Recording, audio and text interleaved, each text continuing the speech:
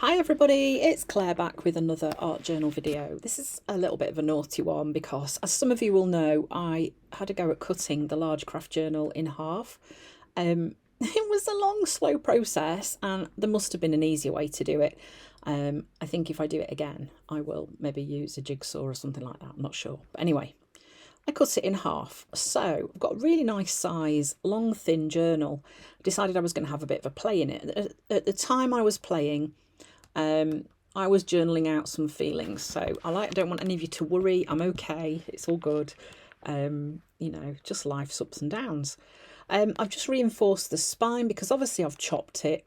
I've cut through the stitching in the middle, obviously, of the journal. And I just wanted to make sure that it kind of gives it a bit more stability. So for those of you that are Dina Wakley fans, this is a Dina Wakley kind of journal page. There will be some coming up soon, that's all I'm saying. So keep watching. Obviously, recently I've been sharing lots of Art by Marlene videos because I was sent some of Marlene's stuff to have a play with. So yeah, hang in there. There will be some Dina Wakley goodies coming up soon. So I've gone in with turquoise and peacock, adding a bit of colour onto my page. There's no gesso on this page, so I'm just using the paint as my first layer. That looks like lapis.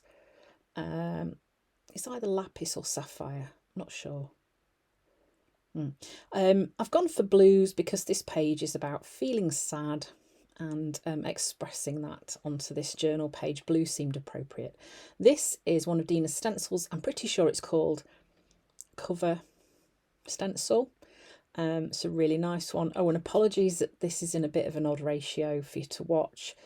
I filmed it the wrong way on my camera. Anyway, couldn't alter it. It's a very long story. This is also a Dina stencil. This is the Block Alphas stencil and mask. So obviously the letters, you get those as well. And sometimes it's nice to just use this as an actual stencil rather than using it to write words.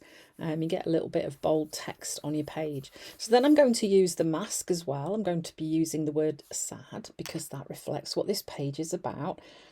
And I'm going to mask that word onto the page in a few places.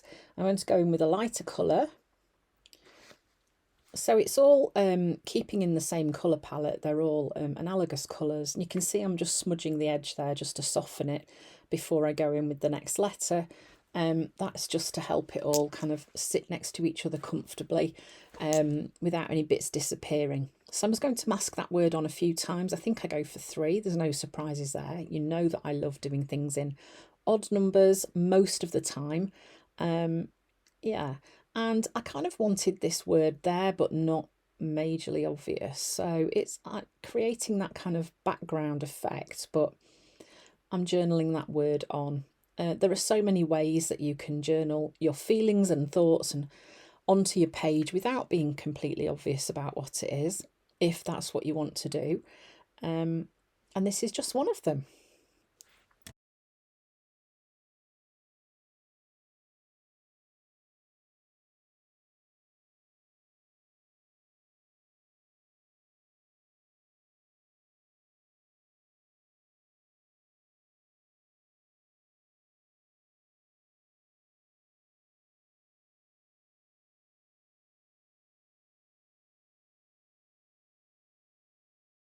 So I knew I wanted a face on here, but I wanted to use something I'd not used before, and I saw this stencil. This is an older one of Dina's. I think it's called Scribbled Faces.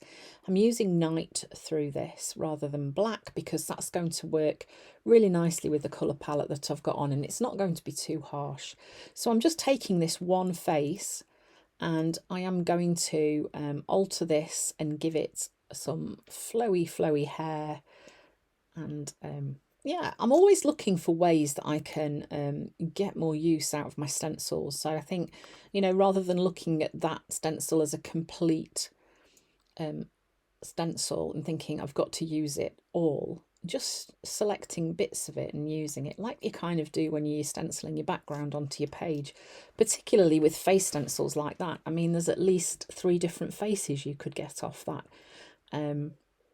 stencil. There you go, there's three 3 journal pages. So I'm just using one of Dina's really fine brushes, and I'm going in again with Night, and you can see I've just added some hair in.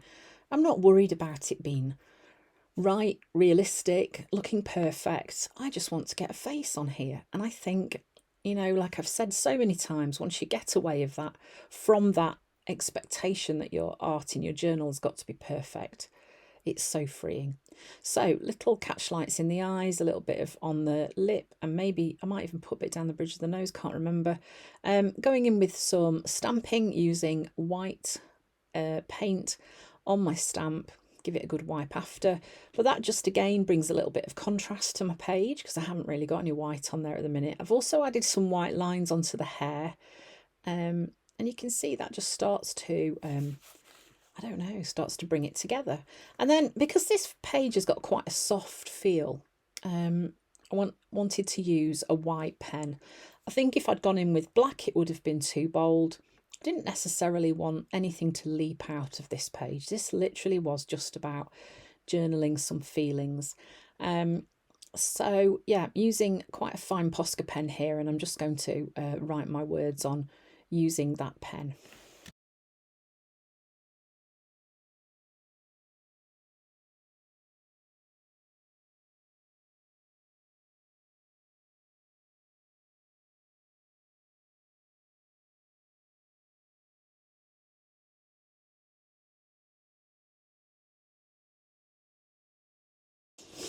Then I am using a gloss spray. I'm just going to add some little tears on here. So when I'm doing my journaling, it isn't always just about me. Sometimes it's about others that I care about. But you will notice, you will probably know when I'm journaling stuff out because of the way the page is and the words that are on there. But honestly, I can't say enough how good it is for you to be able to release things, or even if not release it, it's like a way of talking about it. And it's so important to do that. So I'm now going to add some little hearts onto here. Kind of think like a little pop of colour was needed. This is a bit of gel printed cardstock that I had left over from a previous project that I'd done. I'm going to stick those onto my page and then use the burst stencil from Dina with again that pop of pink. So this is raspberry, and I'm just adding those little pops of colour onto there using that stencil. This is one of my favourite stencils. I love this. I'm using it so much at the minute.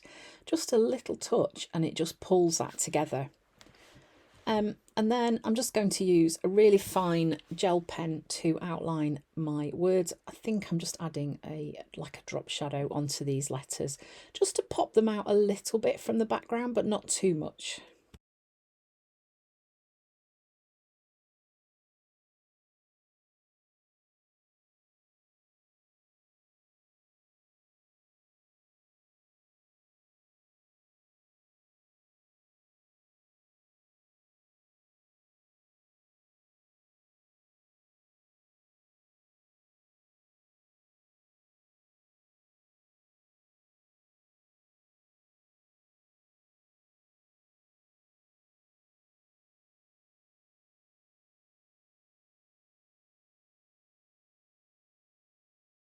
Of course, I've got to add some dots. It's just got to be done. But that's pretty much it. So it is a really nice size little journal to work in. So if you didn't catch the beginning, it's the large craft journal that I've cut in half. Yeah, so I hope you've enjoyed this page. Sit tight if you're waiting for more Dina inspiration. It will be coming your way very soon. Thanks for watching.